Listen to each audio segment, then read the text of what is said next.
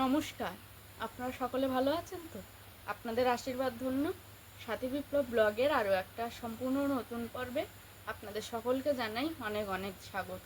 তো চলুন, যে সকল দর্শক বন্ধু প্রথমবারের জন্য দেখছেন সাথী বিপ্লব ব্লগটি, যদি ভালো লেগে থাকে একটু সাবস্ক্রাইব করার অনুরোধ রইল। লাইক, কমেন্ট, শেয়ার করে আমাদের এই সম্পর্কটাকে আরও শক্ত ও মজবুত করে তুলবে। চলুন তাহলে একেবারেই সকালবেলা শুরু করেছি। আপনাদের সুপ্রভাতের একরাশ শুভেচ্ছা দিয়েই পর্বটা শুরু করব। আর আমি ঘুম থেকে উঠলেও বিপ্লববাবু এখনও ঘুম থেকে ওঠেনি। আর আজকের আমি বিদ্যাধরপুর থেকে বেরিয়ে যাব বাপের বাড়ির উদ্দেশ্যে। তো একটু রান্নাবান্না করব, হালকা কিছু দুজনে খাবো, খেয়ে আর বেরিয়ে পড়বো। সকালে উঠেই যে কাজগুলো, বাসি বাসন বার করেছি, কারণ অনেকটা রাতে শুতে হয় তো আর মাজা হয়ে ওঠে না। আর এদিকে গামলিতে একটু সার্ফ দেবো, দিলে বিপ্লববাবুর অফিসে যেগুলো পড়ে গেছিলো সেগুলো কাচবো, সেই সঙ্গে আমারও রাতের ছাড়া নাইটিটাও কেচে নিই।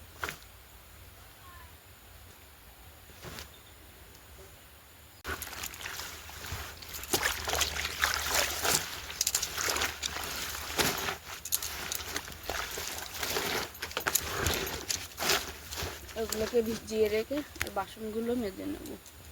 জামা কাপড়গুলো ভিজিয়ে রেখে রাতের বাসন মেজে নেওয়ার পর এখানটায় দু রকমের ডাল নিয়েছি, অল্প করে, যেহেতু একবারই খাবো।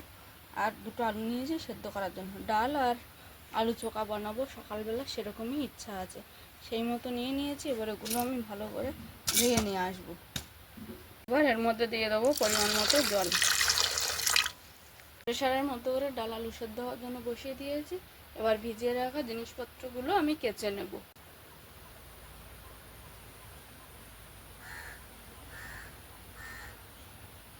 জামা কাপড় কেচে ধুয়ে মেলতে মেলতে আমার এদিকে প্রেশার কুকারে ডাল সেদ্ধ হয়ে গেছে, আলুও সেদ্ধ হয়ে গেছে।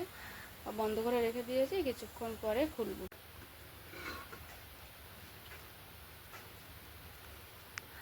ডাল আর আলু সেদ্ধ হয়ে গেছে, নামিয়ে নেওয়ার পরে প্রেশারে আমি ভাত বসিয়ে দিয়েছি। এক সাইডে প্রেশার কুকারে ভাত হচ্ছে, ততক্ষণে আমি আরেক সাইডে একটা ছোট কড়াই বসিয়ে দিয়েছি। আলু চোখা বানাবো বলে পেঁয়াজ দিয়েছি, লঙ্কা কুচি দিয়েছি, সঙ্গে দেবো একটু স্বাদ মতো লবণ দিয়ে। আর আলু চোখাটা আগে বানিয়ে নেবো, তারপরে একই কড়াইতে আমি ডাল বানাবো। আলু চোখার জন্য লবণ দিয়ে, তেল দিয়ে, পেঁয়াজ লঙ্কা কুচি ভালো করে ভেজে নিয়েছি। এবার দিয়ে দেবো আলুর টুকরো।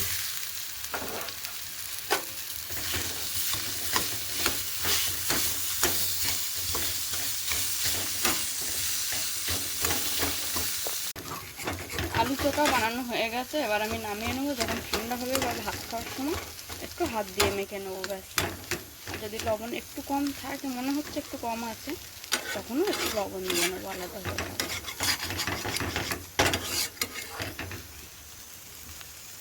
আলু চোখা নামিয়ে নেওয়ার পর কড়াই বসিয়ে দিয়েছিলাম। কড়াই তেল ভালোভাবে গরম হয়ে গেছে, এর মধ্যে দেবো গোটা জিরে আর শুকনো লঙ্কা, তার মধ্যে দেবো পেঁয়াজ, এর মধ্যে দেবো লবণ আর দেবো সামান্য হলুদ। মশলাগুলো ভাজা হয়ে গেছে, এর মধ্যে দিয়ে দেবো আগে থেকে প্রেশার কুকারে সেদ্ধ করে রাখা ডাল।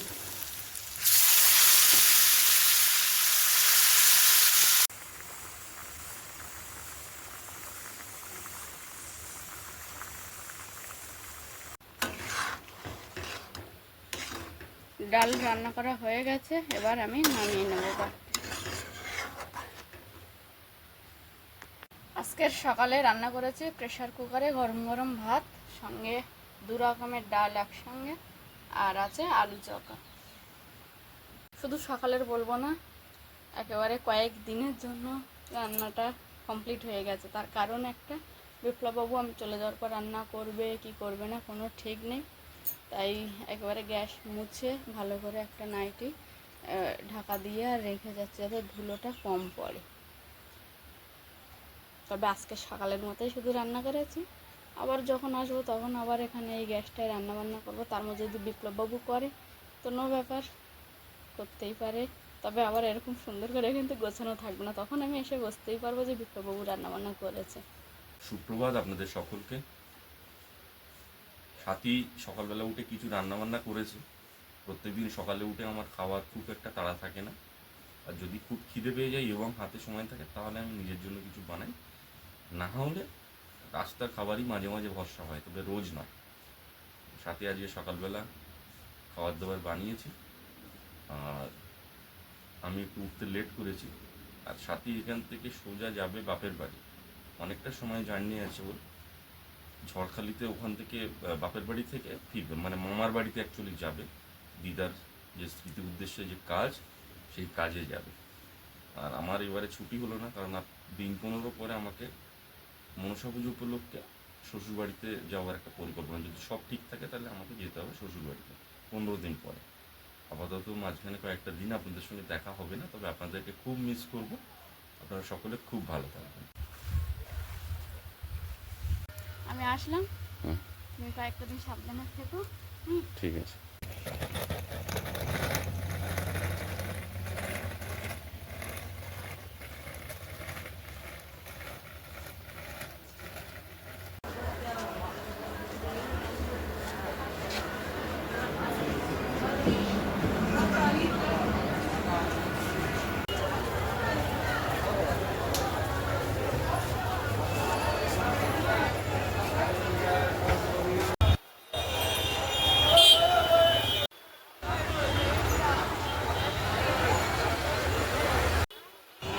হ্যাঁ, আমরা আগে গেছি তো ওখানে।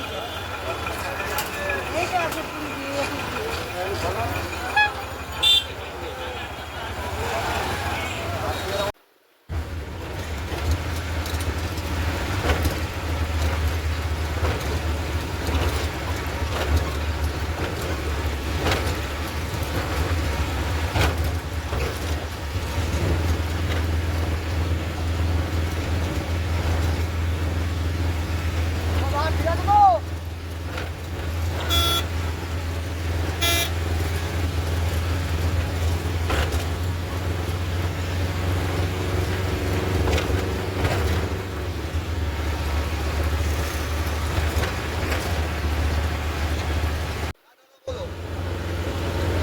हाँ कंटेनर 713 उठेगा चल लेगा।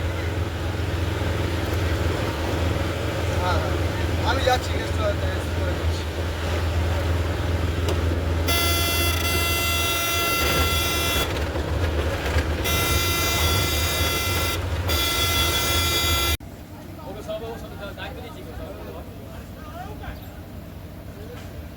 ক্যানিং থেকে সোজা ম্যাজিকে করে আমি গদখালি খেয়াঘাটে চলে এসেছি। আর এখন যেহেতু সুন্দরবনে ইলিশ উৎসব, তাই বহু পর্যটকের আগমন, সেই সঙ্গে বহু ট্যুরিস্ট বোটও আছে। ওই যে দেখুন ওই ধারে যে জেটি ঘাটটা কি ভেসাল, ওখানে প্রচুর লোকের যাতায়াত। সবাই সুন্দরবনে ইলিশ উৎসবে ঘুরতে আসছে। আর এই টাইমে আমি যাচ্ছি আমার বাপের বাড়িতে।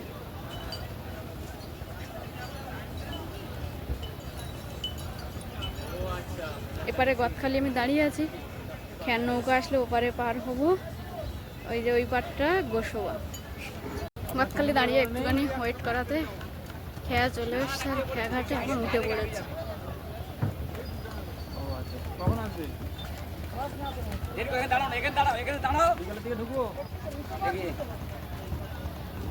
আমি গদখালি গেছিলাম, ওই ইয়েতে আনতে চারা আনতে গেছিলাম গদখালি। তুমি সকালে বললে আমি ছুটি বলে আমি চলে এসেছিলাম গদখালি, চারা আনতে এসেছিলাম। গোসাবারে যাচ্ছি।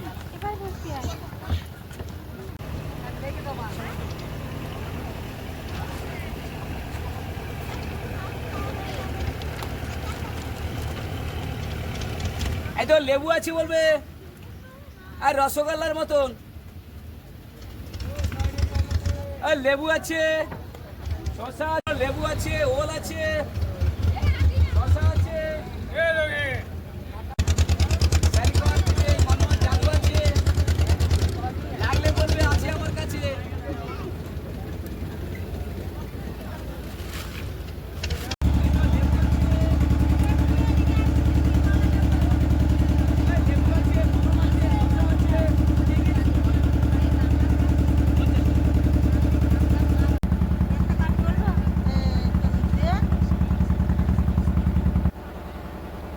গোসবা বাজার পেরিয়ে এখন আমি টোটো স্ট্যান্ডে যাচ্ছি। টোটোতে উঠে কিছু দূর যেতে হবে, গিয়ে নেমে ফের আবারও একটা টোটো চেঞ্জ করতে হবে।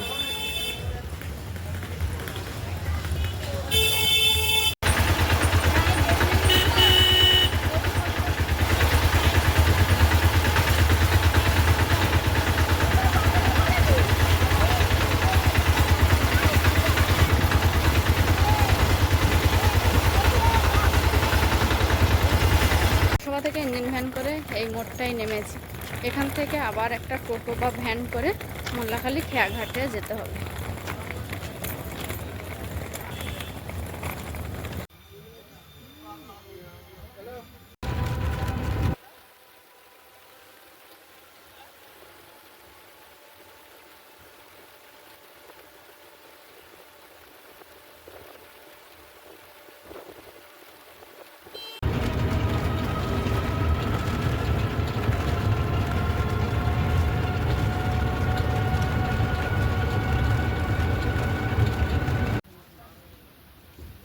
খেয়াঘাটে অনেকক্ষণ বসেছিলাম, প্রায় 15-20 মিনিট মতো বসে থাকার পর এই যে খেয়াটা আসছে, এই খেয়াটা যাবে ওই পারে, আমি ওই পারে গিয়ে নামবো। আর এই যে খেয়াটা দাঁড়িয়ে আছে এ যাবে এই পারে। এটা হচ্ছে সাতজেলিয়া পার আর ওটা হচ্ছে ছোট মোল্লাখালী হেতালবেড়ে ঘাট।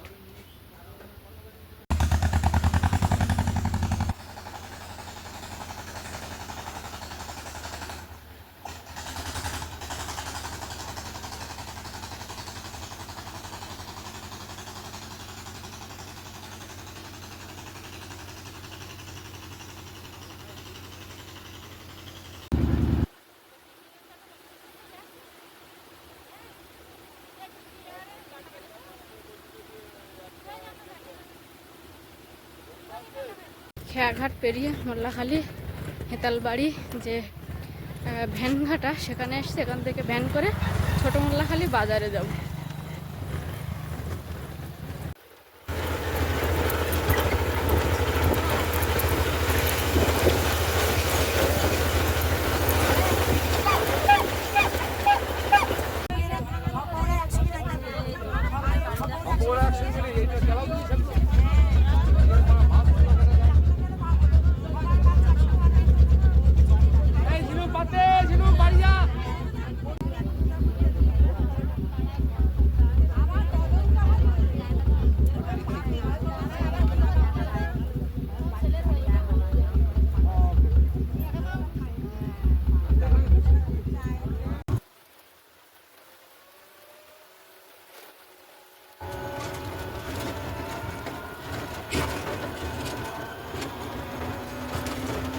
সকালবেলা বিদ্যাধরপুর থেকে বেরিয়েছিলাম বাপের বাড়ি আসবো সেই উদ্দেশ্যে। সকালে ওখানে রান্না বান্না করে গুছিয়ে গাছিয়ে দিয়ে একটু বেরোতে বেলা হয়েছিল, তবে রাস্তায় আজকে প্রচণ্ড রোদ গরম ছিল। তারপর বাপের বাড়ি ঢুকেছি এমন সময় প্রচণ্ড বৃষ্টি, তাই আর সেইভাবে কোনো ক্লিপিং নিয়ে ওঠা হয়নি। এসে মায়ের হাতে রান্না খেলাম, 4-5 রকমের রান্না মা করেছে, তার সঙ্গে কাকিমাও তরকারি দিয়েছিল। খাওয়া দাওয়া করে একটু রেস্ট নিয়ে এখন বিকালে আবার পর্বটা শুরু করলাম। আপনারা তো চিনতেই পেরে গেছেন আমার ছোট বোন শিল্পা আর আমার মা। এখন মাও কিছু কাজকর্ম করবে, সেগুলো আপনাদেরকে দেখাবো, সঙ্গে থাকুন। কারণ কি যে আপনারা সকলেই এই কুমিরমারির পরিবেশটাকে প্রচণ্ড পরিমাণে পছন্দ করেন, যেমন ঝাঁটালিটাকেও ভালোবাসেন তেমন কুমিরমারিটাকেও ভালোবাসেন। আমি আসলেই আমার বোন সঙ্গে থাকে, আর ছোটো ভাইটা এখন হোস্টেলে আছে। বাড়িতে যখন মা কাজ করেছিল সেই টাইমে আমি আসতে পারিনি, মা যখন দিদার কাজটা করেছিল আমার বাড়িতে একটা অনুষ্ঠান ছিল সেই কারণে। তবে এখন এসছি, এখান থেকে মামার বাড়িতে যাব। আর ছোটো ভাই সেই সময় এসেছিলো, যে কারণে ওর হোস্টেল আর এখন ছুটি হয়নি, তাই বোন আছে আমার সঙ্গে। আর মায়ের দিকে দুপুরে যে খাওয়া দাওয়া করা হয়েছিল সেই বাসনগুলো মেজে নিচ্ছে।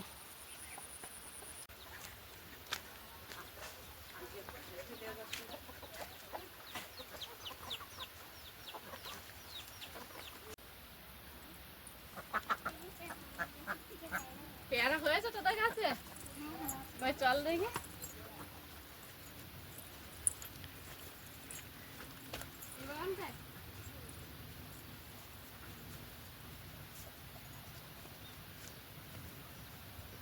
বাবারে আমার টাকা কত সবজি লাগিয়েছে এদিকে, ঝিঙে চিচিঙ্গে।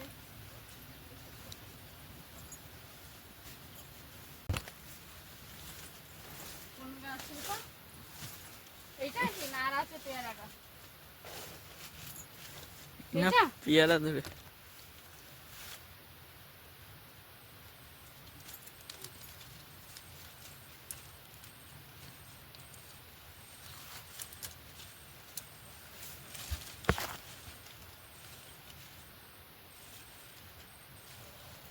বাবা লেবু গাছ, এটা কি লেবু শিল্পা? পাতি লেবু। পাতি লেবু তোর বল শিল্পা, তোর বল। এই আবার আনারস হয়েছে।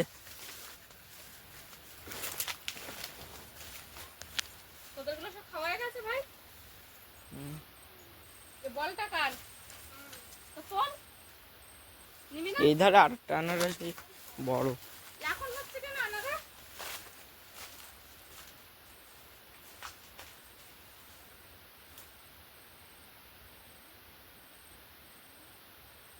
দুটো পেয়ারা পেরেছি, একটা শিল্পা খাবে, একটা আমি খাবো।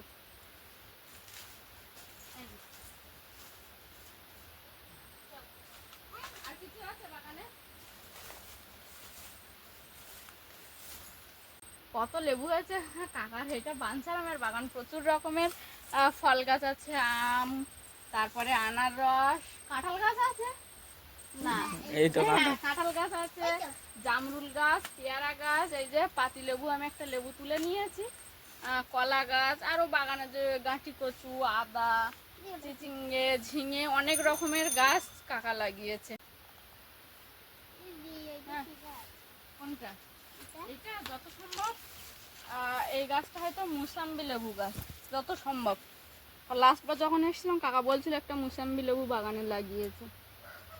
আর ওদিকে আমাদের গরু যারা খড় খাচ্ছে গড়ায়, আর বাইরে তো নিয়ে যাওয়ার এখন কোনো রাস্তা নেই, যেহেতু বর্ষাকাল, চারিদিকে মাঠে রোয়া হয়ে গেছে, সবুজে সবুজে ভরে গেছে, তো সেই জন্য এখন মা বাবা খড় কুচিয়ে রেখেছিল, সেই খড়গুলো গড়ায় দিয়েছে। এখানটায় দেখছি একটা ভীষণ বড় আকার নিচ্ছে কুল গাছ, একটা ফুল দেখছি গাছটাতে, সেই সঙ্গে পাশে একটা ছোট্ট সবেদা গাছ।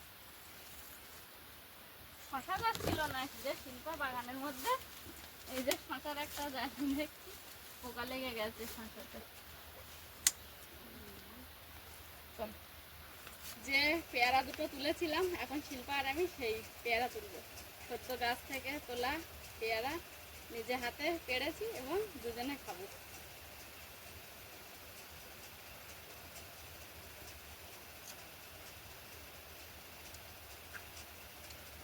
খুব সুন্দর স্বাদ, তাই না? মিষ্টি মিষ্টি না বেশ? বের পারবো না খাওয়া।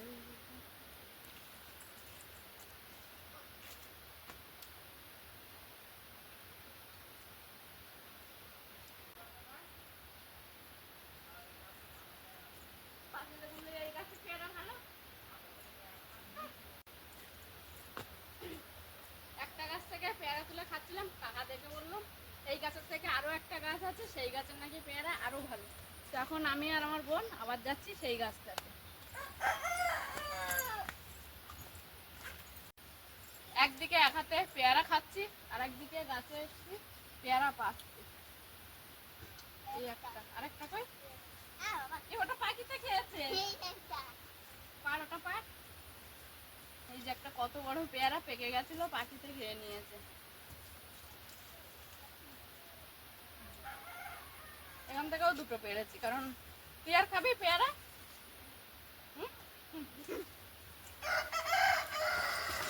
না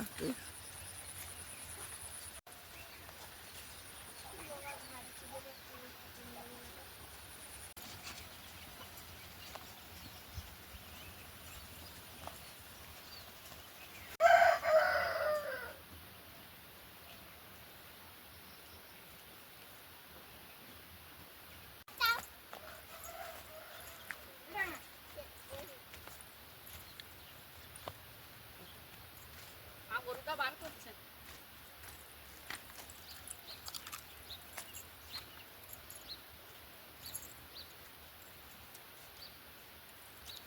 মা এদিকে গরু বার করছে, আর ওদিকে ওই যে আমার মেসকা পার্কে বসে আছে, ওখান থেকে বসে বসে বলছে কোন গাছের কতটা ভালো সেটাই বলছে, বা কতটা হয়েছিল একটা সময়, এখন আস্তে আস্তে পেয়ারা কমে গেছে, সেইটা ওগুলো কাকাই বলছে।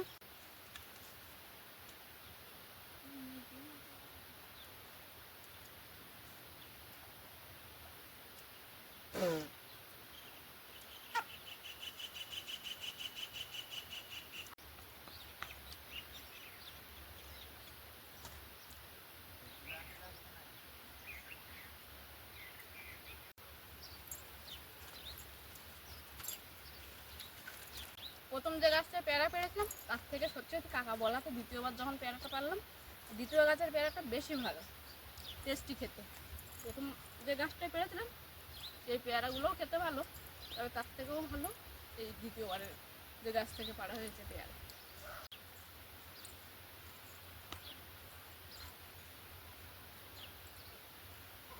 প্রথম শ্রেণী আছে